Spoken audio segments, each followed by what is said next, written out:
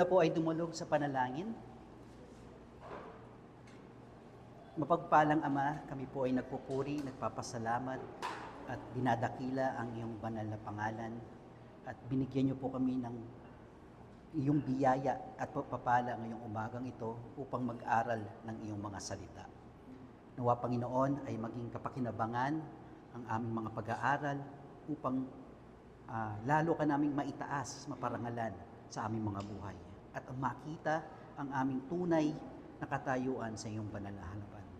Nawa ang aming Panginoong Jesucristo lamang ang maitaas ngayong umagang ito at sa iyo lahat po ang papuri, pasasalamat at pagdakila. Sa tanging pangalan po ng aming Panginoong Jesus. Amen. Amen. Nasa chapter 5 na po tayo ng Discipline of Grace ni Jerry Bridges na kung saan ang pinag-aaralan po natin ay ang discipline by grace. Ang teksto po natin ay sa Titus chapter 2 verse 11 to 13. Nung nakaraang pong linggo, nakita na natin na ang discipline by grace ay ang parehong biyaya na nagdudulot ng kaligtasan ay siya rin nagdidisiplina sa mga mananampalataya. Sa ating teksto, mababasa ho natin na sapagkat nagpakita ng biyaya ng Diyos na nagdadala ng kaligtasan sa lahat ng tao, siya ang nagtuturo sa atin na matapos itakwil ang kasamaan at mga makabundong pagnanasa, ay dapat tayong mamuhay ng may katinoan, matuwid, at banal sa kasalukuyang panahon, habang hinihintay natin ang mapalad na pag-asa at ang pagpapakita ng kaluwalhatian ng ating dakilang Diyos at tagapagligtas na si Jesucristo.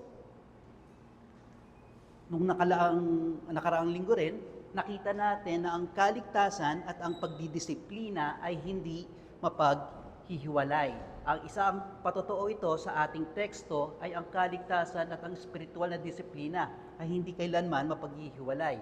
Ang biyayang naghahatid din ng kaligtasan ay siya ring nagdidisiplina sa atin. So hindi maaaring mapaghiwalay o maalis ang isa kung wala ang isa. So hindi kailanman niligtas ng Diyos ang mga tao at pababayaan na lamang silang mamuhay na walang nasa sa kanilang makasalanang pamumuhay o manatili silang immature.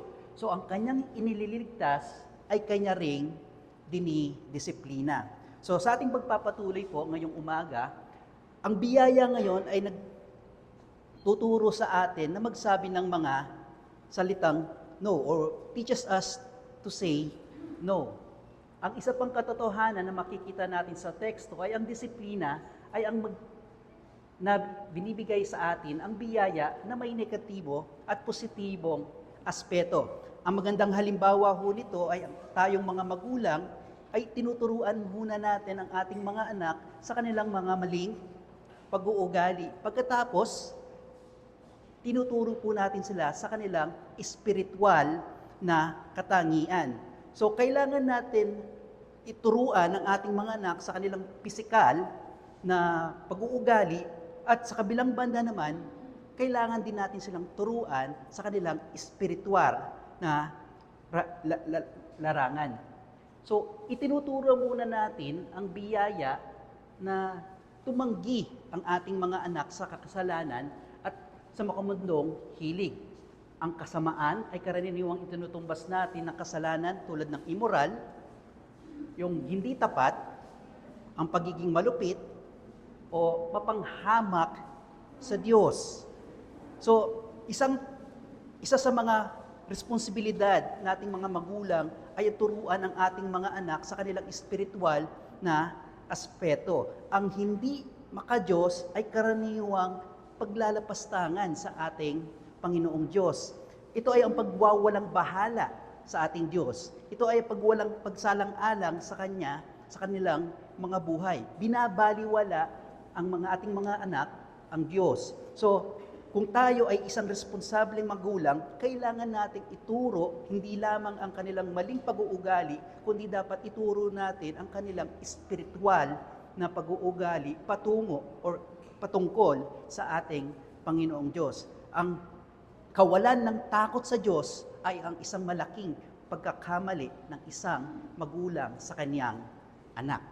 So kailangan ho nating ituruan ang ating mga anak na makilala ang ating Panginoong Diyos.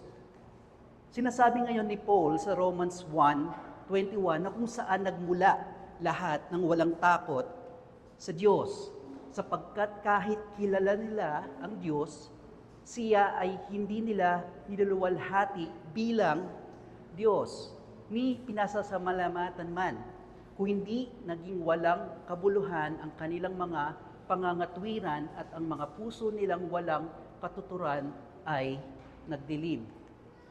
Ang ibig sabihin, ang isang tao ngayon ay maaaring may mataas na moral, maging mabait, ngunit hindi siya nakalulugod sa Diyos.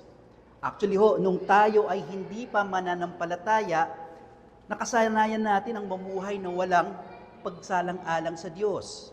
So bilang hindi mananampalataya ngayon, nakuha natin ang ganitong klaseng pag-uugali na hindi natin kailanman kinikilala ang Diyos sa ating buhay. So hindi natin siya pinapansin nung tayo ay hindi pa mananampalataya. Nung nakilala natin ngayon na ang ating Panginoong Hesukristo at ikaw ay nanampalataya na, ikaw ngayon ay napalaya na sa kapangyarihan ng kasalanan. Kung ikaw ay tunay na mananampalataya, ikaw ngayon ay napalaya na sa kasalanan. At ikaw ngayon ay nasa ilalim na ng paghahari ng biyaya ng Diyos. So ito ay isang malinaw na pagsasanay na binibigay sa atin ng ating Panginoong Diyos na hindi ito instant na mawawala ang ating mga masasamang pag-uugali. Pero kailangan mawala distinctively yung mga masamang ugali natin. Pero habang tayo ay namubuhay dito sa mundong ito, patuloy tayong itinutuwid ng ating Panginoong Diyos upang mamuhay tayo na ayon sa Kanyang katuwiran. So, itinuturo din sa atin ang biyaya na tumanggi sa makamundong hilig. Ang labis na pagnanais, ang pagkaabala sa mga bagay sa mundong ito, tulad ng ating mga ari-arian, katanyagan, ang ating propesyon, ang ating mga kasiyahan, at ang kapangyarihan. So, sinasabi ngayon ni Pablo, ang mga may pakikitungo sa sanlibutan ay maging parang walang pakikitungo rito, sapagkat sa kasalukuyang anyo ng sanlibutan, ito ay lumilipas. So bilang mananampalataya ngayon, kailangan nating alisin, tanggalin, iwasan, pigilan ang anumang pag-uugaling ito habang tayo ay nagpapatuloy na bilang isang mananampalataya at mamuhay ng kalugod-lugod sa Diyos. So maliban doon, ang biyaya ay nagsasabi nagtuturo sa atin na magsabi tayo ng oo. So ano ang ibig sabihin ng tumanggi sa kasamaan at makamundong hilig? Ito ay ang pagpigil o paghinto sa mga nakasanayan natin. So kapag tayo ay namumuhay na may kabanalan, dapat ihinto ang anumang klase ng kasalanan. Katulad ng mamuhay ayon sa laman. Ito ay mababasa natin sa Romans 8:13. Ang pagnanasa ng laman, 1 Peter 2:11. Ang anumang klase ng panlilinlang, Ephesians 4:22. At isa pa, ang makaakit sa masama. Ito ay ang patuloy na gumagawa ng kasamaan. Santiago 1:14. So, maliban sa ating mga hindi kailangan gawin, itinuturo sa atin ngayon ng biyaya ang mga bagay na dapat nating gawin. Katulad ng karamihan ng mga mananampalataya ay may impresyon na ang buhay Kristiyano ay ang pangunahing binubuo ay mga negatibong pagbabawal. Ito yung mga lalong-lalo na po sa mga bagong Kristiyano, ang kanilang kaisipan ay ang mga hindi kailangan gawin. Katulad ng huwag gawin ito at huwag gawin iyon. Ito ay katotohanan po sa ating Biblia. Kung babasahin po natin ang 10 utos ng Diyos sa Exodus chapter 20, na kung saan ang 8 sa 10 utos ng Diyos ay mga ipinagbabawal. Ngunit kung ito ay ating tunay na mauunawaan, kaakibat ng 10 utos ng Diyos ay ang kabaliktaran, ang positibong pananaw ay ang paggawa ng kabaliktaran ng mga inuutos na ito. So ibig sabihin, kailangan nating maunawaan ngayon na hindi lamang ang mga bagay na ipinagbabawal sa atin ng Diyos ang kailangan nating gawin, kundi yung mga kailangan or dapat nating gawin bilang isang mananampalataya. So, ang buhay Kristiyano ay dapat ituon ngayon sa positibong aspeto ng pagpapahayag. So, ang katangian ng isang Kristiyano ay tinawag ni Pablo sa bunga ng Espiritu. Ito ay ating mababasa sa Galatians 5:22-23, na kung saan ang isang mananampalataya ay magbubunga ng Espiritu tulad ng pag-ibig.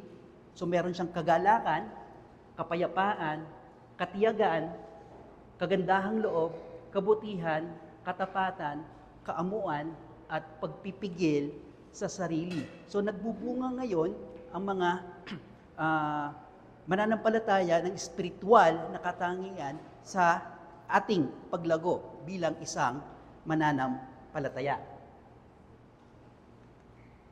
So, ang lahat ng ito ay mga etikal na pagtuturo ni Pablo ay naglalarawan ng dalawang paraan. Ang sinasabi ng Ephesians 4:21-24, kailangan nating alisin ang mga dating paraan ng ating pamumuhay.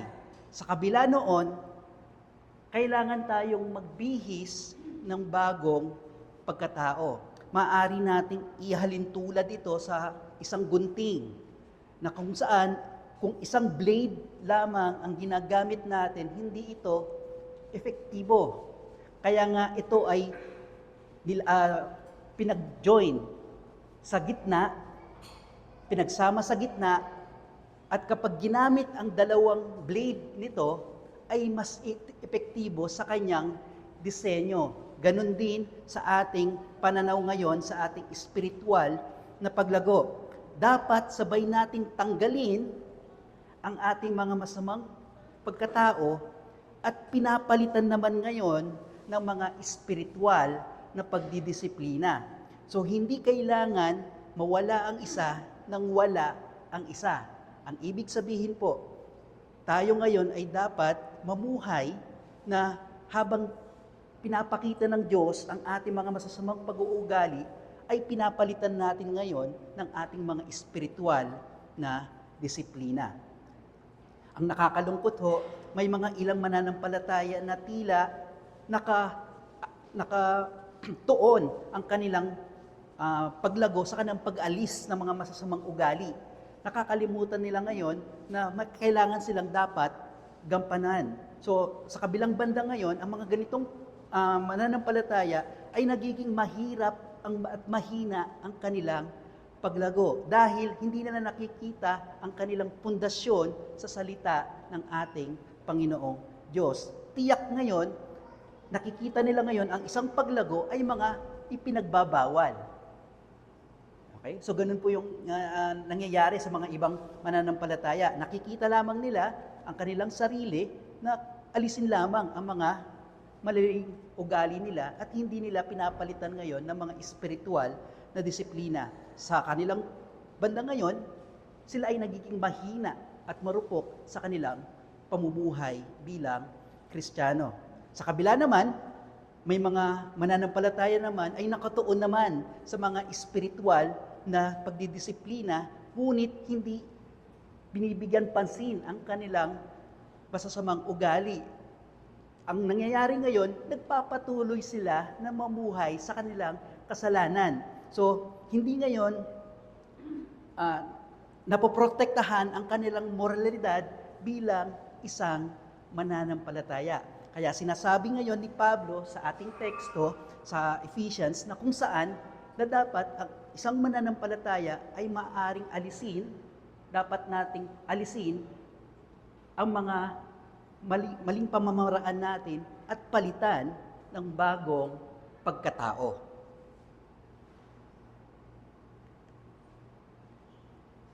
So, sa ating teksto ng Titus naman, balik po tayo sa ating teksto, ang positibong aspeto ng buhay Kristiyano ay makikita ho natin sa verse 12, na kung saan dapat tayong mabuhay na may katinoan, matuwid, at banal.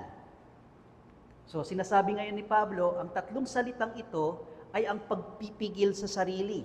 So, ibig sabihin, ang katinoan ay ang isang paraan ng pagpipigil sa ating sarili. Pagiging matuwid at ang pagka-makadiyos o ang pagiging banal. So, itinuturing ng mga karamihan ng mga komentarista ng Biblia ay tumutukoy sa relasyon natin na may kinalaman sa ating sarili, sa ating kapwa, at sa ating Panginoong Diyos. So, ang pagpipigil sa sarili ay ang pagpapahayag na pinipigilan natin ang sarili natin na tayo ay mamuhay pa rin sa kasalanan. Dapat inaalis na ho natin ang mga bagay nito sa ating buhay. So, malinaw ngayon, kung pinapakita ng Diyos ang ating mga kasalanan, kailangan ho natin itong bigyang or pagtuunan ng pansin at try ho nating baguhin. So, ang pagiging matuwid naman, o ang matuwid na pag-uugali, ito ay tumutukoy naman sa ating relasyon sa ating kapwa. So, ang ibig sabihin, kung ano ang kailangan nating gawin sa ating kapwa, siya rin dapat natin ang inaasahan nating gawin sa ating sarili. Ito ay mababasa ho natin sa Matthew 7:12, ang golden rule. Kung ano ang gusto mong mangyari sa iyo, ay kailangan mong gawin sa iba. At ang panghuli ho ay ang makadiyos. So, ang pagkakaroon ng pagpapahalaga sa katuwiran ng Diyos para sa kanyang kaluwalhatian at sa kanyang kalooban ay dapat nakaayon sa bawat aspeto ng ating buhay. Dapat nabubuhay tayo ngayon para luwalhatiin ang ating Panginoon Diyos. Yun lamang, wala na tayong ibang kailangang pagtuunan ng iba pang kadahilanan. Anuman ang ating ginagawa ay dapat nakaayon at nakatuon sa kaluwalhatian ng ating Panginoong Diyos bilang ating pagpapakita ng ating pagmamahal at ang ating paggalang sa ating Panginoon. So, paano tayo ngayon mabuhay bilang isang Kristiyano?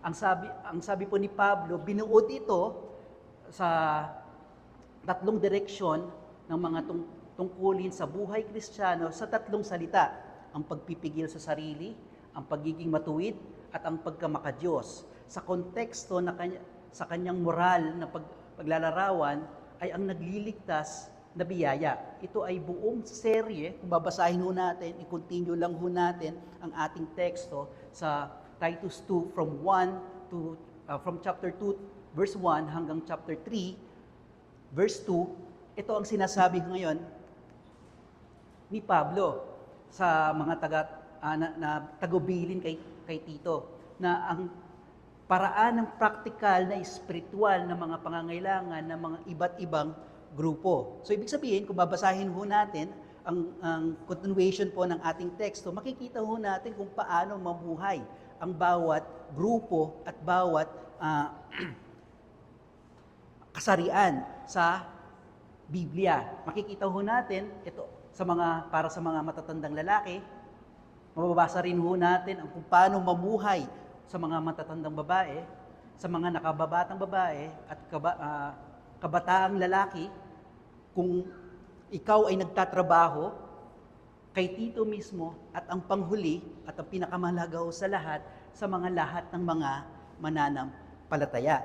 Kaya po, hinihimok ko ho kayo na basahin ho natin ang teksto na to para makita ho natin kung paano tayo mabuhay bilang isang mananampalataya. So ang ibig sabihin ngayon ni Pablo, may mga Kristiyanong katangian sa bawat seksyon na naaangkop sa ating lahat. So hindi lamang para sa mga lalaki, hindi lamang para sa mga babae, ngunit hindi lamang sa mga para matatanda o sa mga bata, ngunit ito ay inilahad-lahat ni Pablo para sa panahon sa ating kasalukuyan. So anumang edad o sa anumang kasarian. So, binigyan din ngayon ni Pablo ang kahalagahan ng ating Kristiyanong patotoo sa harap ng mga hindi mananampalataya. Sa Titus chapter 2 verse 1 to chapter 3 verse 2. Ang sabi niya, so huwag dapat tayong lapastanganin o huwag lapastanganin ang salita ng Diyos. Ito ay nasa harapan ng mga hindi mananampalataya upang ang kalaban ay mapahiya na walang anumang masamang masabi tungkol sa atin. Upang ang lahat ng biyaya ay mapalmutian nila ng aral ng Diyos na ating tagapagligtas. So sa makatuwid ngayon, bilang isang mananampalataya, dapat nating pagsikapin na maging huwaran tayo sa bawat aspeto ng ating pamumuhay at ginagawa ang lahat ng ating mga kaparaanan para iluwalhatiin ang Diyos. At upang makita ngayon ng mga hindi mananampalataya na sila ay maakit sa Ebanghelyo sa patunay ng ating mga buhay. Maakit sila ngayon sa Ebanghelyo dahil ito ay nakikita nila kung paano tayo nabubuhay. Dapat, kung ikaw ay isang mananampalataya ngayon, ay naitataas ang ating Panginoong Hesukristo sa iyong buhay. So, ibig sabihin, instead na mas maganda na hindi lang natin ibinabahagi ang Ebanghelyo sa mga hindi mananampalataya, kung hindi makita rin ito. Mismo, makita nila kung ano ang epekto ng Ebanghelyo sa ating buhay. Ang patotoo ngayon ng ating buhay ay mas epektibo kaysa sa mga ating pagbabahagi. Ibig sabihin lang naman, hindi ko sinasabing huwag tayong magbahagi, kung hindi dapat makita rin ang Ebanghelyo sa ating buhay bilang isang mananampalataya at bilang tagasunod ni Kristo. So, may mga ibang practical pang ibinigay na pagpapakilala sa ating pang-araw-araw na pamumuhay Kristiyano ay ating matatagpuan naman sa aklat ng Efeso. Ang una ay alisin ang dating paraan ng pamumuhay, magbago ng pag-iisip at magbihis ng bagong pagkatao. Mababasa ho natin yon sa ating teksto kanina, Ephesians 4:22-24. So, kailangan natin alisin ang anumang masamang kaisipan at anumang masamang paggawa. So, mapapalitan dapat ito ng ating mga pagsasasanay espiritual. Ang ating mga, sabi nga kanina, dapat baguhin natin ang ating masasamang pag-uugali at palitan ngayon ng mga espiritual na disiplina. Kaya nga ho, paulit-ulit na sinasabi ng ating pastor at kanina ho ni Brother David kung gaano ka-importante na magkaroon tayo ng personal devotion, magkaroon tayo ng family worship, nagkakaroon tayo ng Bible study, at sana ho, maano ho rin natin, magkaroon tayo ng scripture memorization. At ang ating, huwag natin ding papabayaan ang ating prayer life. Ikalawa, so, inaalis natin ang kasinungalingan at magsalita tayo ng totoo. Ephesians 4:25. So, ibig sabihin, bilang isang mananampalataya ngayon, ang lahat ng iyong mga sinasabi ay pawang katotohanan at tapat ang iyong pananalita. Pangatlo, ang mga magnanakaw ay hindi dapat magnakaw. Actually, narinig ko to kaninang ano ho natin, sa tithes and offering ho natin. Sa Ephesians 4:28, ang mga magnanakaw ay huwag nang magnakaw. Ang ibig sabihin po nito, ang magandang halimbawa ho nito sa mga mananampalataya, kung kayo ho ay nanampalataya, tayo ho ba ay tapat sa ating pagbabayad ng buwis? Okay? Kung hindi ho, ito ay isang paraan ng pagnanakaw. Pangalawa ho, kung tayo ho ba ay isang trabahador, tama ho ba ang ating oras ng pagtatrabaho? Produktibo tayo ba sa ating pagtatrabaho? Ang ibig sabihin, productive ba tayo habang nagtatrabaho tayo? Hindi ho tayo tamad bilang isang mananampalataya dahil ang isang katangian ng pagnanakaw ay ang katamaran. Marahil, dapat makita ho natin na tayo ay huwaran na empleyado sa ating mga amo. At higit sa lahat, ang isang magandang patotoo, kung ikaw ay tunay na nagbago na dati kung ikaw ay dating magnanakaw at hindi na ngayon, ang sabi, marunong ka na ngayong magbahagi. Okay? Siya ngayon ay may maibabahagi sa nangangailangan. So, paano ho natin ginagampanan or pinagsisikapan ng ating mga pera at pag-uugali? May tatlo hong ibinigay si Pablo ho dito. Ang sabi niya, kung ano ang sa inyo ay sa akin, kukunin ko ito. Ito ay prinsipyo ng isang magnanakaw. So, ibig sabihin, kung ano yung nasa sayo, akin yan. So, kukunin ko yan. Ganyan ang klase ng prinsipyo ng isang magnanakaw. Ang iba naman, kung ano ay akin, itatago ko ito. Ito naman ay prinsipyo ng mga karaniwang tao na kung saan ang kanilang pinagsikapan ay kanilang itinatago sa kanilang pansariling kapakanan. Kaya lang, karamihan din, nakakalungkot, meron ding mga ganitong klaseng kaisipan ang mga mananampalataya. Dapat nating baguhin ng bawat mananampalataya ngayon ay may ganitong klaseng kaisipan. Kung ano ang sa akin ay galing sa Diyos at ito ay aking ibabahagi. Ang lahat ng aking meron ay galing sa Diyos, so kailangan ko ito ibahagi. So sabi nga, kailangan tayong magtrabaho na may katapatan. At kung tayo ay pinagpala, kailangan natin itong ibahagi naman sa mga nakangailangan bilang isang patunay o isang katangian ng ikaw ay isang Kristiyano. At ang panghuli is magkaroon ng mabuting pananalita. Ephesians 4:29.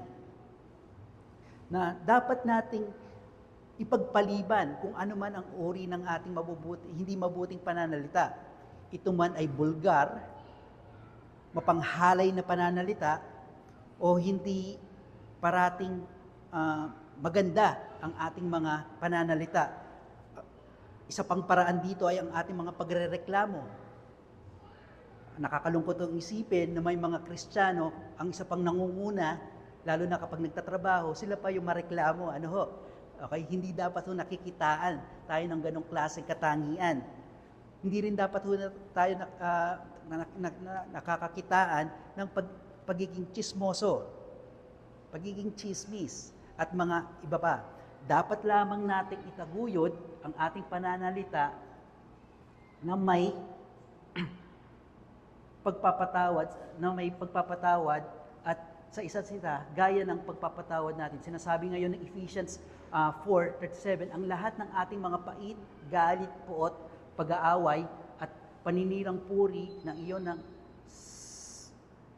alisin, pati lahat ng kasalanan, maging mabait tayo o maging mabait kayo sa isa't isa at magbahagi, magpatawaran. So gaya ng sinasabi ngayon ni Pablo sa mga Ephesians, kung paano tayo pinagpala ng ating Panginoong Hesukristo sa ating pagiging makasalanan, ay ganun din natin ipakita ang ating mga katangian sa mga hindi mananampalataya.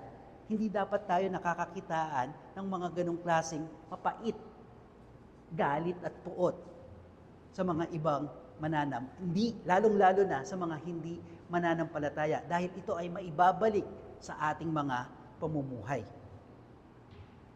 So, ibig sabihin, anumang uri ng immoralidad o karumihan, hindi lamang ang mga gawa, kundi na rin sa ating mga salita, sa ating pag-iisip at pagnanasa ay hindi dapat gawin ng isang mananampalataya, ni hindi kahit sa paghiwatig nito. Hindi dapat natin maisip ang anumang klase ng kasamaan sa ating mga salita, sa ating paggawa, at sa ating pag-iisip, at sa anumang klase ng pagnanasa. So, sa makatuwid, dapat ang isang mananampalataya ngayon ay mapakitaan ng may pasasalamat. So makita ngayon kung ano ang meron sa atin ngayon bilang isang mananampalataya, kung ano man ang meron natin, ay ito ay dapat natin ipagpasalamat sa ating Panginoon. Ito rin ang sinasabi ngayon ng 1 Thessalonians 5:18, sa lahat ng bagay ay magpasalamat tayo. Hindi natin dapat hinahanap kung ano yung mga wala sa atin. Kailangan natin pasalamatan sa mga biyaya na ipinagkaloob sa atin ng ating Panginoon. So sinasabi sa atin ngayon ni Pablo na ang ating pananalita ay dapat pangibabawan sa pamamagitan ng pasasalamat sa Diyos. Makita sa atin bilang mananampalataya ang ating mga lubos na pasasalamat sa mga biyayang ipinagkakaloob niya sa atin. At ang Diyos sa halip sa mga maruming pananalita. So instead na bigkasin natin ang mga hindi magandang pananalita, ay dapat makakitaan tayo ng lubos na pasasalamat sa ating Panginoon. At hindi tayo nagrereklamo. So ano ngayon ang tinuturo sa atin ng biyaya? Sa lahat ng pagbibigay diin ng mga praktikal na pamumuhay bilang Kristiyano, hindi dapat natin kalimutan ang katotohanan ito ay biyaya, hindi kautusan ang nagtuturo sa atin. Ang biyaya ng Diyos ang dapat ang siyang pinakamotibo natin upang tayo ay magkaroon ng mga espiritual na pagbabago at hindi ang mga kautusan. Itinuturing natin ang Biblia ngayon bilang isang aklat ng panuntunan at sundin lamang ito sa pamamagitan ng biyaya ng Diyos. So, ang praktikal na tuntunin ng Biblia ay hindi hihigit sa pahayag ng kautusan ng Diyos. Nag-uutos, ngunit wala tayong kakayahang sumunod sa mga ito sa ating sarili. Higit pa rito, hinahatulan tayo ngayon ng kautusan dahil sa hindi natin pagsunod. Kaya nga kailangan nating maunawaan ang biyaya, hindi ang kautusan.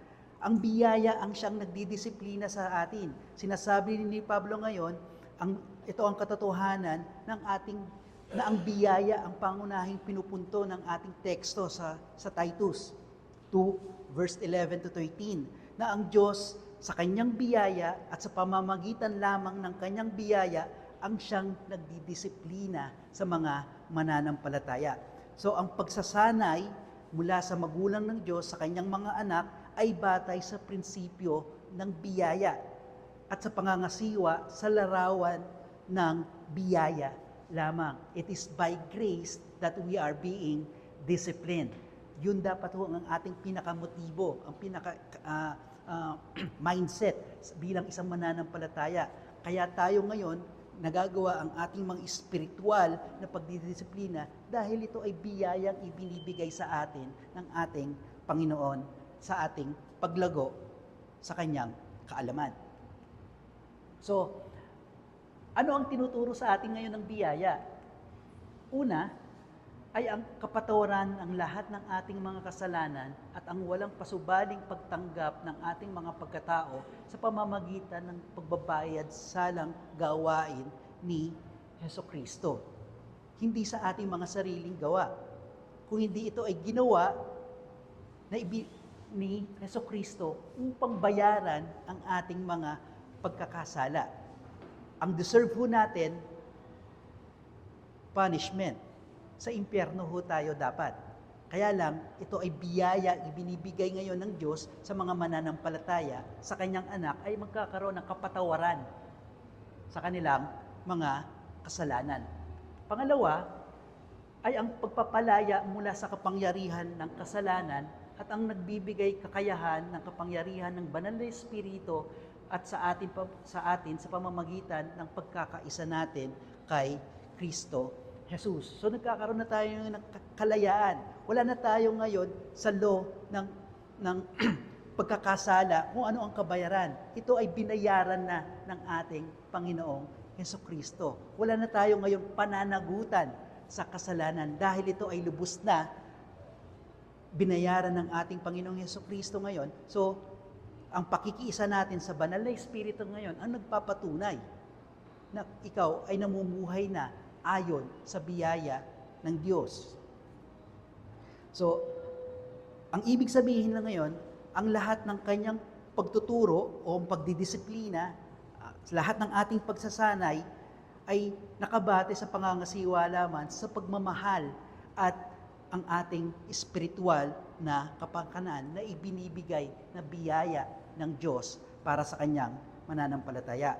Nangahulugan ngayon na hindi tayo hinahatulan na bilang isang makasalanan, kundi pinalaya na ito sa atin ng Diyos para mamuhay tayo na ayon sa kanyang katuwiran ng kanyang anak na si Hesukristo. So sabi ho ni William Hendrickson, God's grace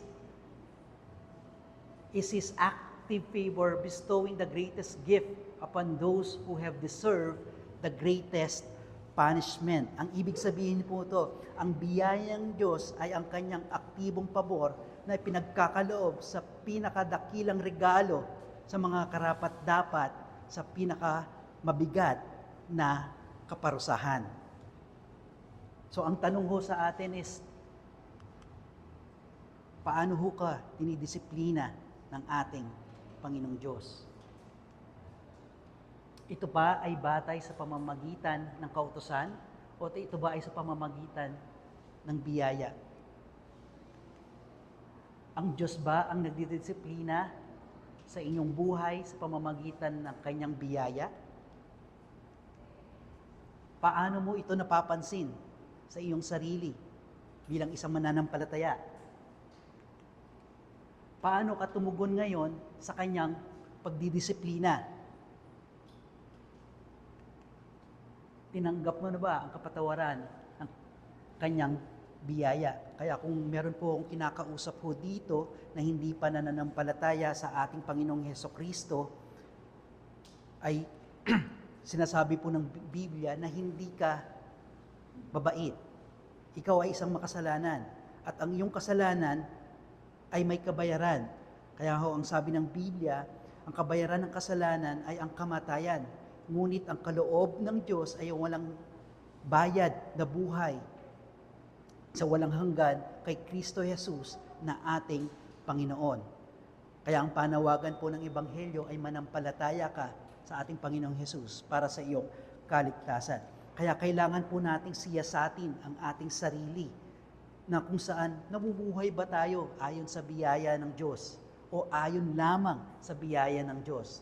Tandaan ho natin na ang biyayang naghahatid ng kaligtasan ay siya rin nagbibigay sa atin ng biyaya upang matuto tayo sa mga ating espiritual na paglago. Ngunit dapat tumugon tayo batay lamang sa biyaya at hindi sa kautusan. Kaya dapat ho natin ipangaral ang Ebanghelyo sa ating sarili araw-araw. Tayo po'y manalangin. Dakilang Diyos na pupuri, nagpapasalamat po kami sa iyong biyaya at salamat po, Lord, sa mga ibinigay niyo sa amin ngayon upang maging kalinawagan sa aming mga tunay na katayuan namin sa iyong banal na harapan. Nawa, Panginoon, ay maging tulong ito na imulat ang aming mga sarili upang mamuhay kami na ayon sa iyong kagastuhan. At ang lahat ng ito ay aming dinadalangin sa tanging pangalan po ng aming Panginoong Hesukristo. Amen. Amen.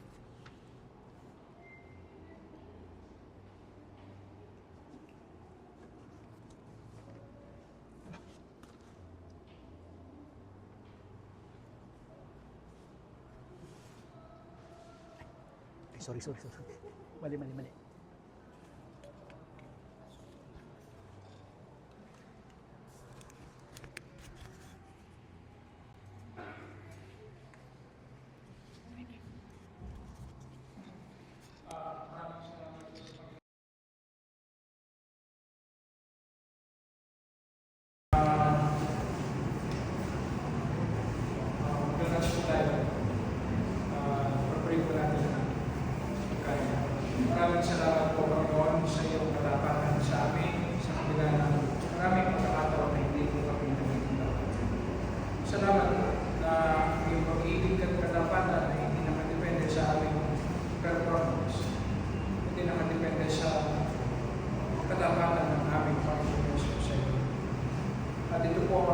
nagbibigay ng kalakasan sa aming Panginoon na patuloy kami maging tapat sa iyo.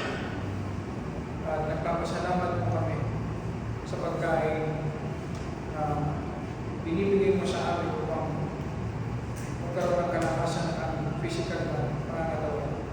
Salamat din, Panginoon, na na-enjoy din namin ang pagkain. Bless mo po ang time namin bilang sa church family na sa fellowship, Panginoon, ay glorify ang iyong pangalan. Sa pangalan mo ng aming Panginoon.